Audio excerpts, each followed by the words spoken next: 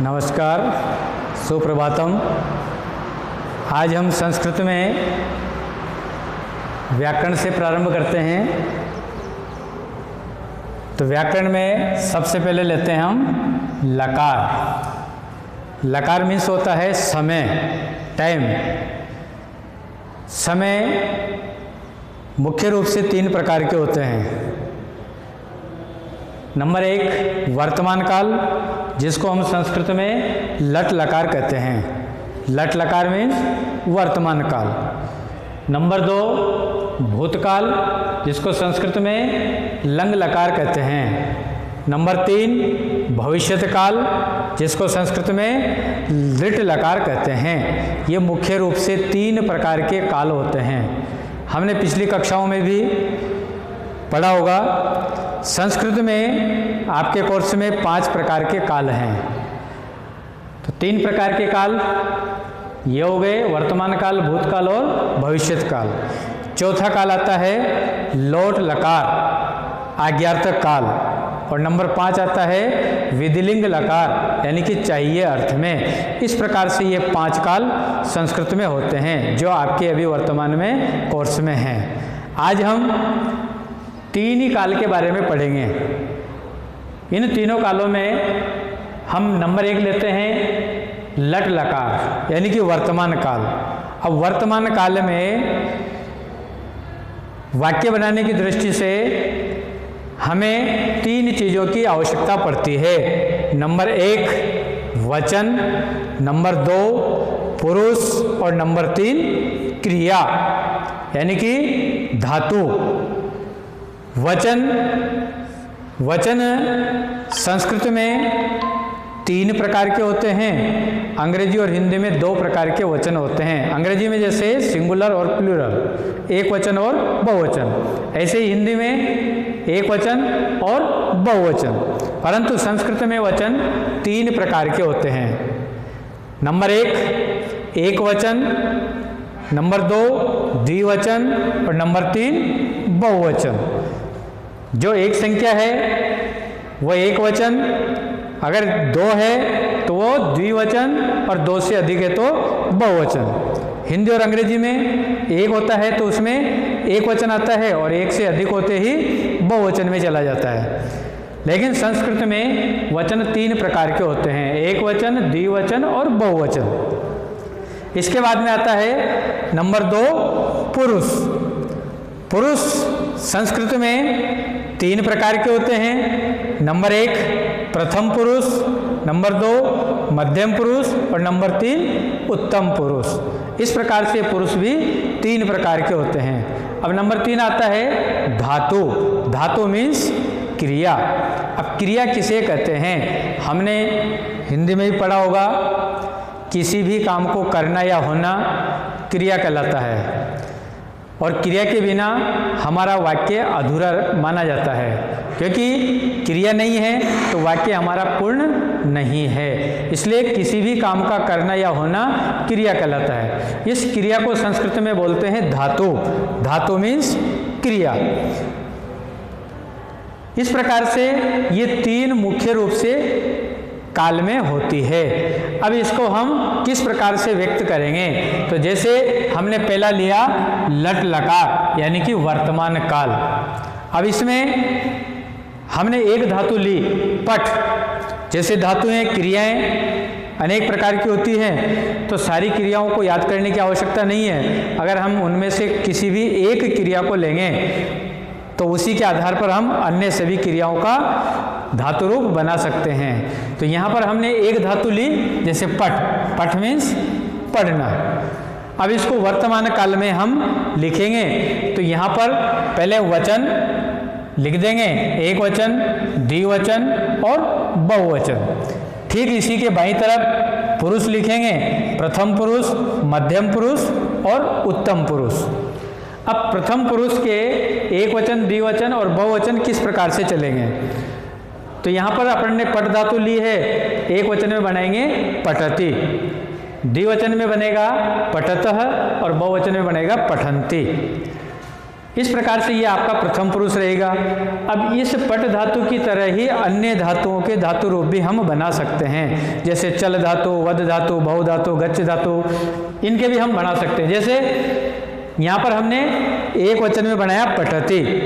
अब मान लो कि आपके पास में चल धातु है तो यहाँ पर हो जाएगा चलति, वद धातु है तो यहाँ पर हो जाएगा वदति, गम धातु है या गच्छ धातु है तो यहाँ बन जाएगा गच्छति। द्विवचन में चलतः, वदतः, पठतः, इस प्रकार से द्विवचन में बनाएंगे। ऐसे ही बहुवचन में चलंती, लिखंती, हसंती, पठंती, वदंती, इस प्रकार से बन जाएगा। दूसरा आता है मध्यम पुरुष। मध्यम पुरुष में पट का बनेगा पटसी, पठतः और पठत। यहाँ पर हमको ध्यान क्या देना है कि ये मध्यम पुरुष का जो द्विवचन और बहुवचन है, तो द्विवचन में विसर्ग लगा हुआ है और बहुवचन में विसर्ग नहीं है। अगर हम यहाँ पर विसर्ग लगाना भूल जाते हैं तो ये आपका बहुवचन हो जाएगा। इधर हमने विसर्ग लगा दिया तो ये आपका द्विवचन बन जाएगा। इसलिए हमको यहाँ पर ध्यान देना कि यहाँ पर विसर्ग लगेगा और यहाँ विसर्ग नहीं लगेगा।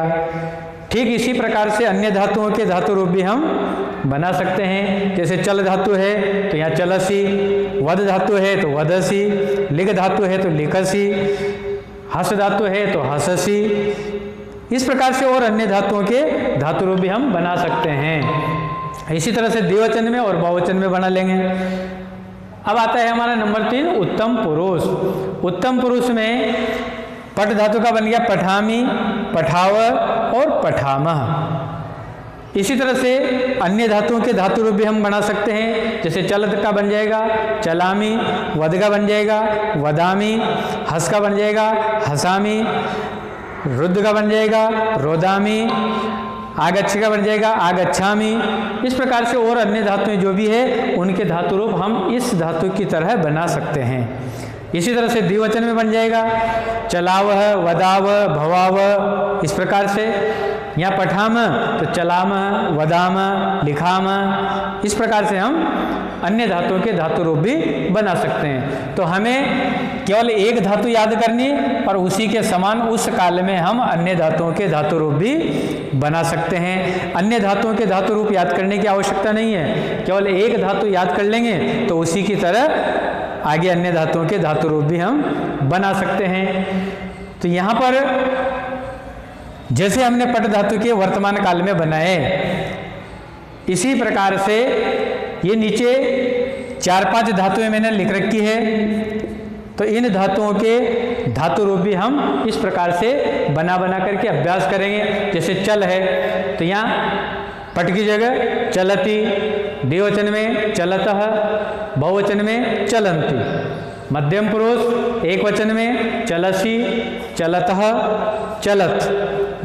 उत्तम पुरुष में चलामी, चलावह, चलाम। ये चल धातु के धातु रूप वर्तमान काल में बन गए। अब दूसरा जैसे वद, वद के बनाएंगे वदति, वदतः, वदंती, वदसी, वदतः, वदत, वदामी, वदावह, वदाम। हमारे केंद्र बिंदु में पट धातु होना चाहिए। अगर हमको पट धातु के धातु रूप पूरा याद हो गया तो हम अन्य धातुओं के धातु रूप भी इसके समान बना सकते हैं। इसी तरह से लिख धातु है लिखति, लिखतः, लिखंती, लिखसी, लिखतः, लिखत, लिखामी, लिखाव, लिखाम। इसी तरह से गच्छ धातु है गच्छति, गच्छतः, गच्छन्ति, गच्छसि, गच्छतः, गच्छत, गच्छामि, गच्छावः, गच्छाम। इसी तरह से भव के भवति, भवतः, भवन्ति, भवसि, भवतः, भवत, भवामि, भवाव, भवाम। इस प्रकार से हम वर्तमान काल में इन धातुओं के धातु रूप बना करके अभ्यास करेंगे। इनके अलावा और दूसरी धातु भी ले सकते हैं अपन, इसके आगे और धातुओं का भी अभ्यास हम कर सकते हैं, क्योंकि हम जितना अभ्यास करेंगे उतना ही हमारा ये टॉपिक मजबूत होगा, तैयार होगा। तो आज हम केवल वर्तमान काल और वर्तमान काल में भी 5 तरह की जो धातुएं हैं इनको हम लिख करके अभ्यास करें। इनके अलावा भी और अन्य दूसरे धातुओं के भी वर्तमान काल में हम लिख करके अभ्यास करेंगे। तो आज का हमारा गृह कार्य लट लकार यानी कि वर्तमान काल, ये वर्तमान काल। इस वर्तमान काल में आप इन 5 धातुओं के धातु रूप लिख लिख करके अभ्यास करेंगे, तैयारी करेंगे, याद करेंगे। और जो हमने ये लिखा है इसका प्रयोग हम कैसे करें, कहाँ करें, तो हमारे पास में 2 प्रश्न उठ करके आते हैं। एक तो वचन और एक आता है पुरुष।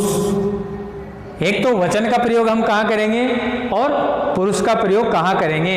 इन 9 शब्दों में हम कौन से स्थान पर इनका प्रयोग करें, इसके लिए नियम आता है। तो पहले हम नियम को ध्यान में करेंगे और नियम को ध्यान करने के बाद में फिर हम इनका हिंदी से संस्कृत और संस्कृत से हिंदी, यानी कि हमारी संस्कृत में आपस में संभाषण हो, बोलचाल हो, उसके लिए हम इनका प्रयोग कहाँ करते हैं वह हम अगले कालांश में इनका प्रयोग करना सीखेंगे। आज का टॉपिक जो है वो यहाँ तक ही है और हम इसको वर्तमान काल को याद करेंगे।